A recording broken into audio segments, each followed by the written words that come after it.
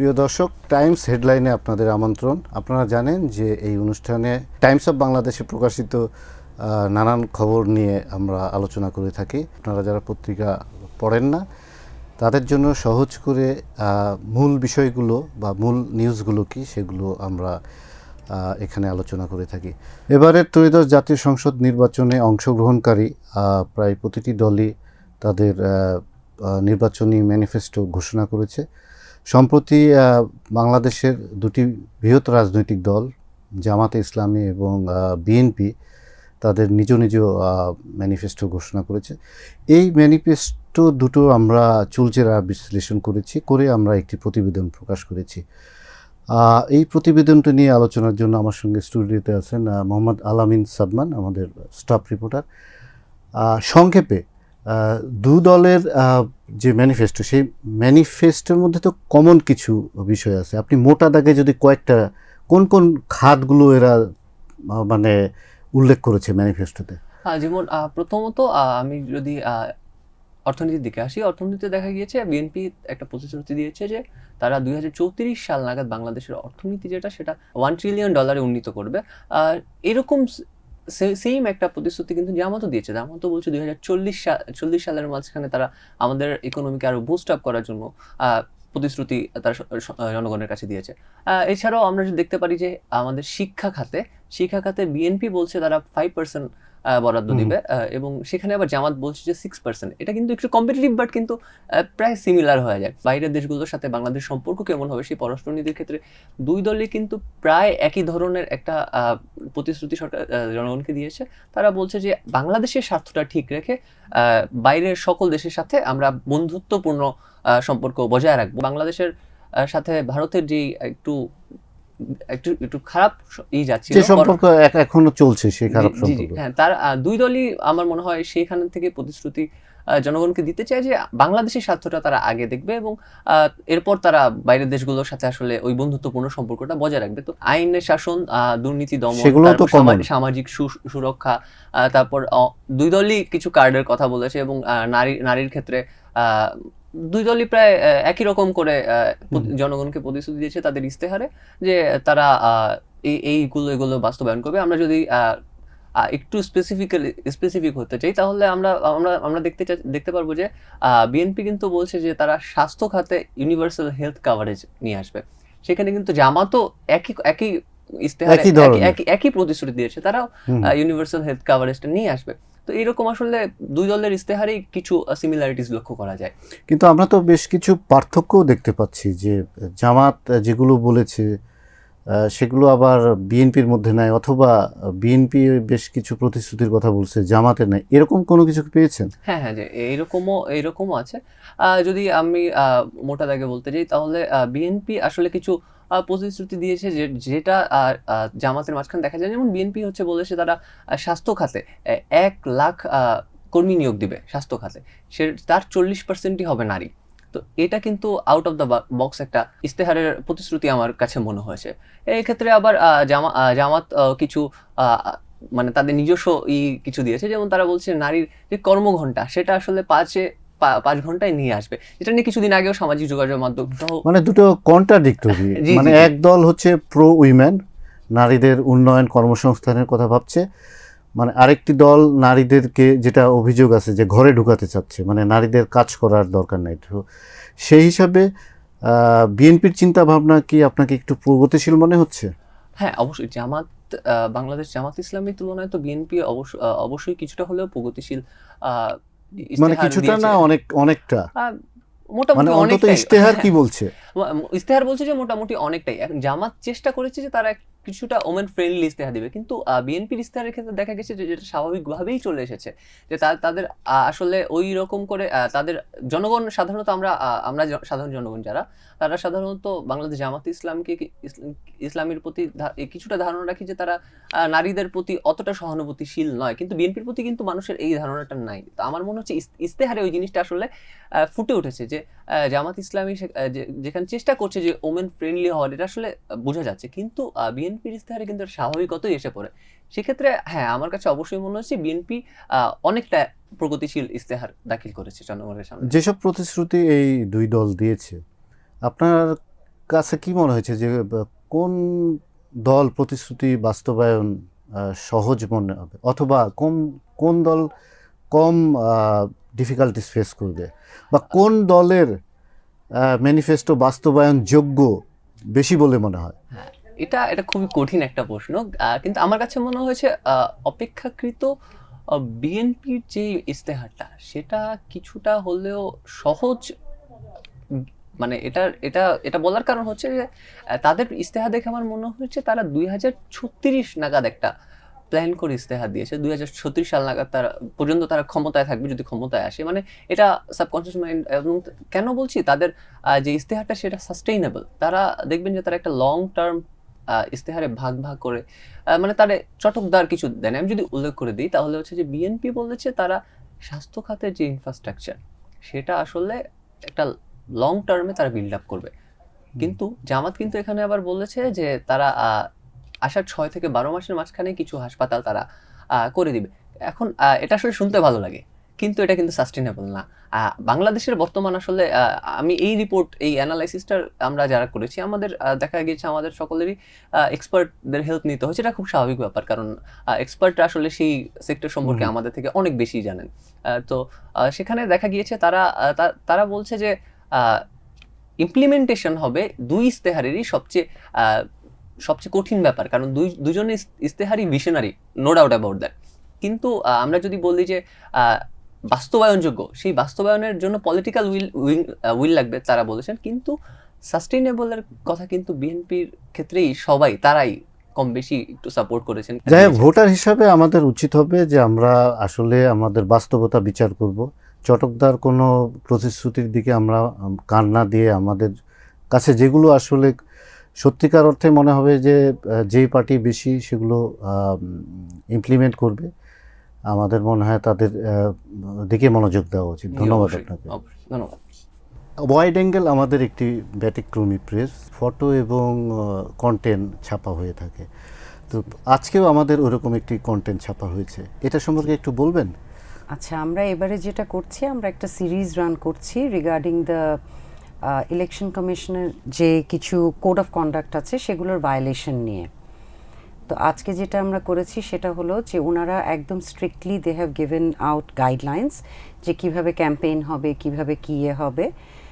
So সেগুলো how the parties are not actually obliging to those, এবং তাদের নিজেদের ইচ্ছা মতন just like before they are doing whatever they want. Basically যে কোনো ব্যানার, পোস্টার বা কোনো কারোর এসব জিনিসগুলো তারা মানা করে দিয়েছে যে কোনো ধরনের ইলেকট্রিক লাইন, ইলেকট্রিক পোলস, গাছ, এগুলোতে তারা ঝোলাতে পারবে না। কিন্তু দেখা যাচ্ছে মোটামুটি সব পার্টিরাই তাদের ব্যানার থেকে নিয়ে শুরু করে, পোস্টার থেকে নিয়ে শুরু করে, they are hanging everything, which is risky of course, and of course there is this violation of the hanging with the electric poles, তারপরে আপনার ওয়্যারগুলো যেগুলো থাকে, ইলেকট্রিক ওয়্যারস, সেগুলোর উপরেও। এটা তো খুবই ভয়ঙ্কর একটা বিষয়, দুর্ঘটনা ঘটতে পারে যে কোনো সময়। অ্যাবসলিউটলি। এবং সাথে যেটা জামাতে ইসলামের আমরা দেখলাম যে ওনারা অনেক ধরনের দাড়িপাল্লা বানিয়ে, কিছু আছে প্লাস্টিক দিয়ে বানানো, সেগুলোও ঝুলিয়ে রেখেছে। ওয়ারাজ এখানে এবারে বারবার বলে দিয়েছে যে there will be no use of plastic in any form regarding these campaigns. সাথে তারা ইভেন পোস্টারের পোস্টার ব্ল্যাক অ্যান্ড হোয়াইট, তো ব্যানার কীরকম হবে, সাইজ কী হবে, সেগুলো সব দিয়ে দিয়েছে। But as we are seeing যেগুলো কোনো কিছুই মানা হচ্ছে না। যে মানে যারাই এটাতে এখন ক্যাম্পেইন করছে ওরা ফুল সুইংয়ে সবই এগুলো। ইলেকশন কমিশনও তো মানে অনেক কমপ্লেন পাচ্ছে এই related. I am sure, because এবারে তো তারা গ্যাজেট করে রুল করে দিয়েছে, তো ইনক্লুডিং দ্য ফ্যাক্ট দ্যাট ওনারা চাইলে ওনারা 2 লক্ষ টাকা করে এক একজনের, either from the candidate or from the party, তারা এই টাকাটা নিতেও পারে। To the point that they have the power to even দরকার হলে they will remove the person as the candidate. Yeah, they can do that. সেটাও তারা বাতিল করতে পারে। মানে কয়েক ধরনের আমরা এখানে বিষয় ঘটতে পারে। সেটা হচ্ছে যে একটা কমপ্লেন পেলে তার ভিত্তিতে অ্যাকশন নেওয়া, আরেকটা হচ্ছে ইলেকশন কমিশন নিজেরাই এগুলো দেখবে মাঠে ঘাটে, সেটা ফলো করা হচ্ছে কিনা, Yes, না হলে হ্যাঁ। কিন্তু আমরা তো দৃশ্যত কোনো ধরনের কোনো অ্যাকশন নেওয়া হচ্ছে বলে না, অ্যাবসলিউটলি না। সো ইউ সি, এটা একটা খুবই একটা মানে আমাদের কাছে for us voters it's like ইলেকশনের আগেও যদি কোনো দল এই ধরনের রুলস অ্যান্ড লজ না মানে and they do whatever they want, it reflects very poorly on the parties themselves and the election commission for not taking any note of this and actually doing something about it. তাদেরও কিন্তু এটা তো actually এটা সব জায়গায় আপনারা যেখানে দেখবেন এই জিনিসগুলো ইজ কোয়াইট মানে একদম ওপেনলি এগুলো তো হয়ে আছে, so they can take action. না, আমরা যেটা ওয়াইড অ্যাঙ্গেলের কয়েকটা ছবি দেওয়া আছে জি। দেখছি, সেখানে বেশ কয়েকটা ছবি দেখে মনে হলো যে মানে যে কোনো সময় দুর্ঘটনা ঘটতে পারে এনি সেখানে। টাইম। কারণ এখানে পোস্টার বা ব্যানার লাগানোও তো রিস্কি। নো, প্লাস এবারে মানা করে দেওয়া হয়েছে ওই রুলসগুলোর মধ্যে, ওয়ান অফ দেম ইজ কোনো গাছে, কোনো ইলেকট্রিক পোলসে, এগুলোতে দে ক্যানট মানে ডু এনি সর্ট অফ এসব তাদের করাটা মানা। কিন্তু এটা তারপরে একদম- তারা করছে, তারপরেও তারা কোনোভাবেই করছে। তারা মানছে না। কোনোভাবেই তারা মানছে না। সো এটা both sides it's showing a really very weak and poor show because rules and regulations মেনে একটা ইলেকশন হওয়ার কথা আমাদের, অ্যাটলিস্ট এতদিন পরে we were expecting a different sort of an election, but ওই সেম জিনিসই এখনো আমরা হচ্ছে। আগের চিত্রই দেখতে পাচ্ছি একদম একই। To some extent. আমরা মনে হয় যে অনেক আগের চেয়ে খারাপও, বিশেষ জি। করে ইলেকশন কোড অফ কন্ডাক্ট ভায়োলেশনের ক্ষেত্রে। টোটাল কোড অফ মানে একদম ভায়োলেশন হচ্ছে ওনাদের। ধন্যবাদ আপা। Thank you. দর্শক, রাজধানীর মধ্যবাড্ডায় পুলিশ অভিযান চালিয়ে বেশ কিছু গোলাবারুদ উদ্ধার করেছে এবং কয়েকজনকে অ্যারেস্ট করেছে। একটি উজি গান ছাড়াও ছোট বড় প্রায় 11টি অস্ত্র এবং প্রায় 400 রাউন্ড গুলি। 400 রাউন্ড গুলি। কামরুজ্জামান, আপনি কি একটু বিস্তারিত বলতে পারবেন যে এই মানে রাজধানীর বুকে এই ইলেকশনের আগে এই যে এরকম যে অস্ত্রগুলো এবং গোলাবারুদ পাওয়া গেল, মানে এটা কি পুলিশ কোনো তথ্যের ভিত্তিতে অভিযান চালিয়েছে নাকি এটা জাস্ট নর্মাল যে অভিযান সেই অভিযানের অংশ হিসেবে? ধন্যবাদ আপনাকে। আপনি জানেন যে গত বছরে যৌথ বাহিনী কিংবা সেনাবাহিনীর অভিযানে আন্ডারওয়ার্ল্ডের অন্যতম শীর্ষ সন্ত্রাসী মোল্লা মাসুদ এবং সুব্রত বাইন এবং মোল্লা মাসুদ গ্রেপ্তার হয়েছিল সেনাবাহিনীর হাতে কুষ্টিয়ার একটা এলাকা থেকে। তারপরে তারা রিমান্ডে ছিল। এরপরে সুব্রত বাইনের মেয়েও অ্যারেস্ট হয়েছে কুমিল্লা থেকে। এরপরে এখন যেহেতু নির্বাচনের একটা ডামাডোল, নির্বাচনে বেশ কয়েকদিন, মাত্র অল্প কয়েকদিন বাকি আছে, যৌথ বাহিনী সারা দেশে অভিযান চালাচ্ছে সন্ত্রাস বিরোধী। যৌথ বাহিনীর কাছে বিভিন্ন সূত্রে খবর ছিল যে এই সুব্রত বাইনের যে অস্ত্রের ভান্ডার মজুদ, সুব্রত বাইন আপনি জানেন যে বেশ কিছু অস্ত্র পেয়েছিল যখন তাকে গ্রেপ্তার করছিল ওখানে, তার অস্ত্র ভান্ডারের বেশ একটা বড় অংশ তারই একটা ঘনিষ্ঠ মেহেদী হাসান দীপু নামে একজন সন্ত্রাসী রয়েছে, যিনি মধ্যবাড্ডার ওই বাসায় অবস্থান করছিলেন বহুতল ভবনে।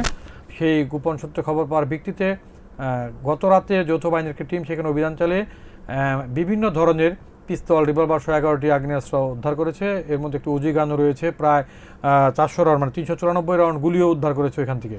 আপনি জেনে থাকবেন যে ওইখানে এই সন্ত্রাসী আরও কয়েকজন সন্ত্রাসীর তথ্য দিয়েছে যৌথ বাহিনীকে। তার মধ্যে একজন হচ্ছে মধুবাবু নামে একজন, যার কাছে আরও 13-14টি অস্ত্র আছে বলে তথ্য দিয়েছে। আসলে এই অভিযানটা যে যৌথ বাহিনীর একটি স্পেশাল ড্রাইভ, ইলেকশন সেই স্পেশাল ড্রাইভের অংশ হিসেবে এই অভিযানটি চালানো হয়েছে বলে আমাদের জানানো হয়েছে। ইলেকশনের ঠিক আগে আগে যে আমরা জানি যে অনেক অবৈধ অস্ত্র এখনো সন্ত্রাসীদের হাতে আছে, আবার অনেক সন্ত্রাসী জঙ্গিরাও জেল থেকে বেরিয়ে গেছে, তো এটা তো বেশ উদ্বেগজনক। পুলিশ কি বলছে? আসলে যে আপনি যথার্থ বলেছেন, অবৈধ অস্ত্র উদ্ধার প্রতিদিনই কম বেশি হচ্ছে। সীমান্ত দিয়ে গত 2-3 দিনে বিজেপি বেশ কিছু অবৈধ অস্ত্রের চালান বেশ কয়েকটি সীমান্ততে ধরেছে। এর মধ্যে প্রায় পুলিশের মিসিং হওয়া 1300 অস্ত্র এখন উদ্ধার হয়নি।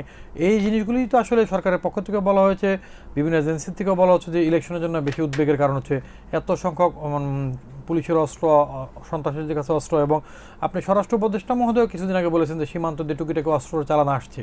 এগুলি আসলে খুবই উদ্বেগজনক। পুলিশ বলছে যে তারা সর্বাত্মক চেষ্টা করছে যৌথ বাহিনী, কারণ বিপুল সংখ্যক সদস্য তারা মাঠে আছে। তারা উদ্বেগ থাকলেও বড় ধরনের কিছু হবে না এরকমটাই ধারণা করছেন পুলিশ। এবং মানে ধরেন গত রাতের যে অভিযানের যে উদ্ধার, সেটা প্রমাণ করে যে সুব্রত বাইন না শুধু, সুব্রত বাইনের মতো আরও যারা ছোটোখাটো সন্ত্রাসীরা আছে তাদের হাতেও হয়তো বেশ কিছু অস্ত্র এখনও রয়ে গেছে এবং নির্বাচনের আগে সেগুলো উদ্ধার করা উচিত।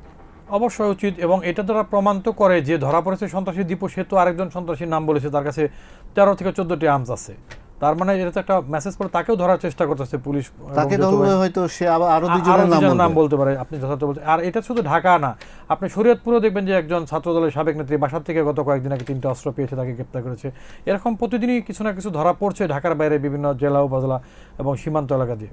আমরা সপ্তাহ 2-3 আগেই দেখলাম যে যশোরের এরকম একটি অজপাড়া গায়ে একজনের বাড়িতে বেশ 4টি রিভলভার, 2টি ওয়াকি টকি এবং অনেকগুলো হচ্ছে আপনার গ্রেনেড এবং মোবাইল ফোন পাওয়া গেছে। তো এগুলো কি সব হচ্ছে যে আমরা যে বলে আসছি যে নির্বাচনের আগে আপনার হচ্ছে সহিংসতা হতে পারে, কারণ সন্ত্রাসী যেরকম আছে অবৈধ অস্ত্রও সেরকম আছে। আবার আমরা নানান ধরনের বিস্ফোরকও উদ্ধার করতে দেখছি পুলিশকে, বিশেষ করে সিলেট সীমান্তে।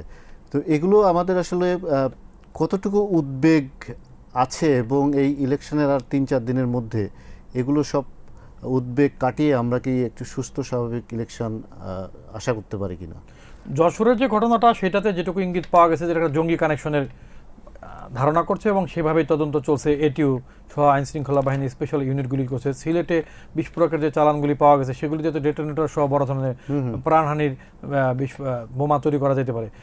আসলে তো যারা দুষ্কৃতকারী কিংবা অপরাধী তারা সবসময় একটা বিশৃঙ্খলা পরিস্থিতি তৈরির জন্য চেষ্টা করে। ভোটের মাঠে নানান রকম সংখ্যা থাকে, অনেক ইলেকশনে বাইরে আসে। আবার ইদানিং গত 3-4 দিনে বিভিন্ন ক্যান্ডিডেট নানান কারণে ভোট বর্জন করছে, আরেকজনকে সাপোর্ট দিছে। এই অবস্থায় প্রতিনিয়তই ভোটের যে উদ্বেগ, কালকে ঢাকাতে হুট করেই সারাদিন রাস্তা উত্তপ্ত ছিল, চিপাট বাজারের বাসার আশপাশে নানান কারণে হঠাৎ করে সিনারিটা চেঞ্জ হয়। এক এক রকম বলা সুনির্দিষ্ট ভোটটা কতটুকু নির্ঝঞ্ঝাট হবে বলা কষ্ট, তবে আইন প্রয়োগকারী সংস্থা এবং সরকারের পক্ষ থেকে তারা সর্বাত্মক শান্তিপূর্ণ করার চেষ্টা করছে। সবাই সচেতন আছে। সেনাবাহিনীর 1 লাখ সদস্য আছে, আইন শৃঙ্খলা বাহিনীর সব 9 লাখ সদস্যের কথা বলা হয়েছে, মাঠে কাজ করছে, স্পেশাল ড্রাইভ দেওয়া হচ্ছে, অপারেশন ডেভিল হান্ট 2 চলছে, সব বিভিন্ন রকমই তৎপরতা চলছে যাতে আইন শৃঙ্খলা পরিস্থিতিটা বিঘ্ন না ঘটে, মানুষজন যেন নির্বিঘ্নে ভোট দিয়ে বাড়ি ফিরতে পারে, সুন্দর একটি ইলেকশন পরে যেন আশা করি যে আমরা সুষ্ঠু স্বাভাবিক এবং শান্তিপূর্ণ একটা নির্বাচন হবে এবং আমরা নির্ভয়ে ভোট দিতে পারবো। রটারডাম আন্তর্জাতিক চলচ্চিত্র উৎসব বাংলাদেশের 3টি সিনেমা অংশ নিয়েছে এবং এর মধ্যে ইতিমধ্যেই একটি সিনেমা পুরস্কার পেয়েছে। সংক্ষেপে এই উৎসবটা কি এবং যে সিনেমাটি পুরস্কার পেল সেটা সম্পর্কে বলবেন। সৌরভ বাপ্পা আমার সঙ্গে আছেন। যে আসলে রটারডাম চলচ্চিত্র উৎসব বিশ্বের যে সবচেয়ে সম্মানজনক চলচ্চিত্র উৎসবগুলো সেগুলোর মধ্যে একটি, এবং ধরেই নেওয়া হয় যে এখানে খুব নিখুঁতভাবে পরিগণনা করে বা যাচাই বাছাই করে সিনেমাগুলোকে আসলে পুরস্কার দেওয়া হয়। সেই উৎসবে, এরকম একটা সম্মানজনক উৎসবে আমাদের দেশের 3টি সিনেমা কিন্তু এবছর মানে স্থান করে নিয়েছে। সেখানে আমরা যতদূর দেখতে পাচ্ছি যে মেজবাউর রহমান সুমনের রৈদ এবং মোহাম্মদ তাওকির ইসলামের দেলুপি এবং রেজওয়ান শাহরিয়ার সুমিতের সিনেমা যেটি মাস্টার, এই 3টি সিনেমাই কিন্তু এবছর স্থান করে নিয়েছে, প্রদর্শিত হচ্ছে। এবং মাস্টার কিন্তু এবছর বিগ স্ক্রিন অ্যাওয়ার্ড ইতিমধ্যেই বিজয়ী হয়েছে, এবং এই বিগ স্ক্রিন অ্যাওয়ার্ড পাওয়ার জন্য কিন্তু মাস্টারকে অন্তত বেশ কিছু সিনেমার সাথে লড়াই করতে হয়েছে। এবং সেই সিনেমার মধ্যে যেমন আন্তর্জাতিক মানের সিনেমা বাটারফ্লাই ছিল, সেই সাথে অস্কারে মনোনয়ন পেয়েছে এমন কিছু সিনেমার সাথেও কিন্তু তাকে লড়াইটা করতে হয়েছে। অনেক বড় বড় প্রযোজক এবং শিল্পীরা ছিলেন এইসব সিনেমায়। অবশ্যই বড় প্রযোজক, বড় সিনেমা, বড় আর্টিস্ট, বড় প্রডিউসার থেকে শুরু করে বড় বাজেট সবকিছুর সাথে লড়াই করে কিন্তু এই পুরস্কারটা নিয়ে এসেছেন রেজওয়ান শাহরিয়ার সুমিত এবছর আমাদের জন্য। এটার গল্পটা কি একটু সংক্ষেপে বলতে পারবেন? জি, মাস্টার আসলে একটা ব্যক্তির আদর্শিক দ্বন্দ্বের মনোজাগতিক একটি লড়াইয়ের গল্প এবং সেই সাথে রাজনৈতিক বাস্তবতার গল্প। মফস্বলের উপজেলা পর্যায়ের একজন স্কুল টিচার, তিনি যখন রাজনীতিতে অংশ নেন, রাজনীতিবিদ হয়ে ওঠেন, স্কুল শিক্ষক থেকে রাজনীতিবিদ হওয়ার যে ট্রান্সফরমেশন, যে জার্নিটা, এবং সেখানে তার ক্ষমতার দ্বন্দ্ব, ক্ষমতার লড়াই, বিভিন্ন ধরনের যে পরিক্রমায় যেতে হয়, সেখানে তার নিজের যে আদর্শিক অবস্থান সেটার সাথে যে লড়াই এবং সেই মনোজাগতিক রাজনৈতিক বাস্তবতা, সেটি কিন্তু এই সিনেমায় উঠে এসেছে। এবং এখানে সিনেমায় অভিনয় করেছেন নাসিরুদ্দিন খান, আজমেরি হক বাঁধন এবং জাকিয়া বারি মমো। ভালো সিনেমা নির্মাণ করেছে যে কারণে এরকম আন্তর্জাতিক একটি পুরস্কার পেয়েছে। কিন্তু সুমিতের আরও তো কিছু সিনেমা, ভালো সিনেমা করেছে এবং আমরা বাংলাদেশে পুরস্কার পেয়েছে, এরকম কয়েকটি সিনেমা তো আছে। অবশ্যই সুমিতের যে প্রথম সিনেমা নোনা জলের কাব্য, এটি কিন্তু জাতীয় চলচ্চিত্র পুরস্কারে 7টি বিভাগে পুরস্কার পেয়েছিল, এবং এরপরে যে বিশ্বমঞ্চে পুরস্কার বাংলাদেশের হয়ে তিনি এনে দিলেন, এটাও কিন্তু অনেক গর্বের। এবং সবচেয়ে বলে রাখতে চাই যেটি হলো, এই যে বিগ স্ক্রিন অ্যাওয়ার্ড পেলেন, সেখানে কিন্তু 15,000 ইউরো তিনি পেয়েছেন শুধুমাত্র অ্যাওয়ার্ডের পারপাসে।